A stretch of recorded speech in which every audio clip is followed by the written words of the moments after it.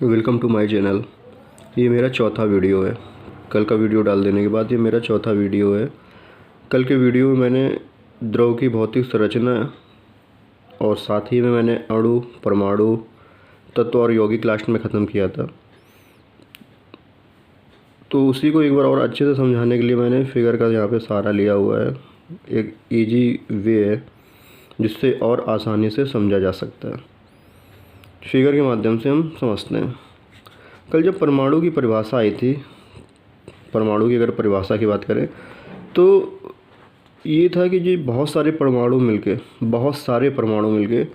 यहाँ पे मैंने दिखाया है, इस चीज़ को दिखाने की कोशिश की कि बहुत सारे परमाणु जब मिलते हैं, ये हज़ारों भी हो सकते हैं, लाखों भी हो सकते हैं, दो भी हो सकते हैं। अगर एक है तो परमाणु है, एक से ज़्यादा है।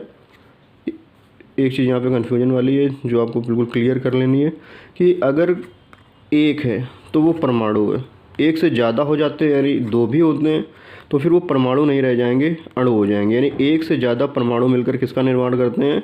अणु का निर्माण करते हैं। ठीक है, अब बात आती है समान प्रकार के परमाणु मिलकर अणु का निर्माण करते हैं।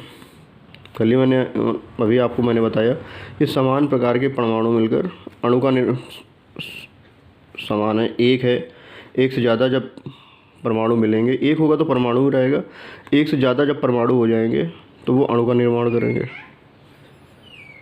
दूसरी चीज़ है कि समान प्रकार के परमाणु या समान प्रकार के अणु स्लैश दिया हुआ है, समान प्रकार के परमाणु या समान प्रकार के अणु मिलकर तत्व का निर्माण करते हैं।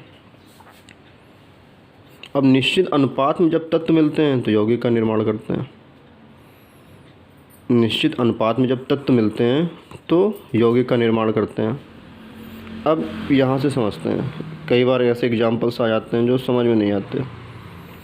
अगर आपको एग्ज़ाम में सिंपल वे में अगर H दिया हुआ है और पूछ लिया जाता है आपसे कि ये परमाणु है, अणु है, तत्व है या यौगिक है, चार ऑप्शन होते हैं कि एक बार सिंपल आपको H, N, O, F इस तरह से सिंबल्स दे दिए जाते हैं और आपसे ये पूछा जाता है कि ये परमाणु है, अणु है, तत्व है या यौगिक है। तो अगर ये अकेला दिया हुआ है, अकेला है, अगर ये अकेला है तो ये परमाणु है, अगर ये अकेला है तो ये परमाणु है, अगर ये अकेला है तो ये परमाणु है। जब एक से ज़्यादा हो गए, अब यहाँ पे ऊपर देखिए, अब समान प्रकार के जब एक ही समान परमाणु मिलेंगे तो किसका निर्माण होगा? अणु का। अगर हमने H में H ऐड कर दिया, ये H है, ये H है, ये H मैंने ऐड कर दिया, यानी कि ये H1 प्लस ये H1 तो 1 कितना हो गया? 2। ये क्या हो गया? H2। एक से ज़्यादा होंगे, मैंने ऊपर ही बोलेगा, जब एक से ज़्यादा होंगे कि एक से ज़्यादा परमाणु होंगे तो फिर वो परमाणु कहाँ रह गए? वो क्या बन गए? अणु बन गए। अब तीसरे में आते हैं तत्व में। निश्चित अनुपात में तत्व में आते हैं कि समान प्रकार के परमाणु या अणु मिलकर तत्व का निर्माण करते हैं।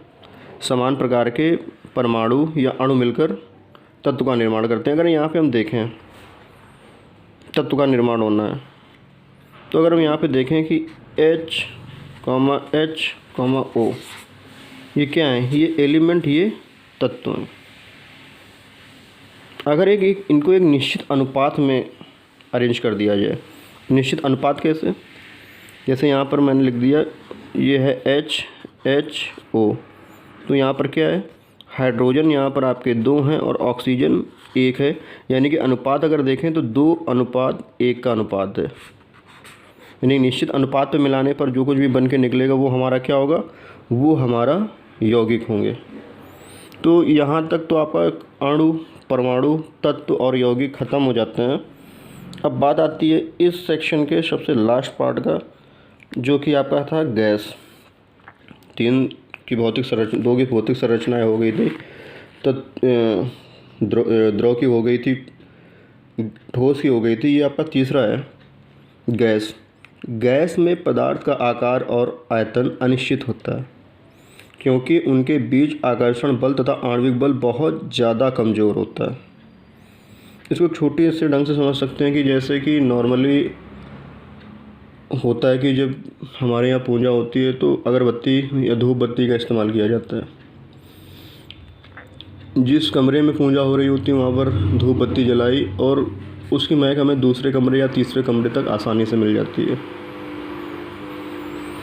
इसका मतलब ये होता है कि जो गैस के अणु हैं वो पूरी तरह से स्वतंत्र हैं, उनमें आपस में किसी भी तरह का कोई आकर्षण बल नहीं लग रहा है, वो आपस में कहीं पर भी मूव कर सकते हैं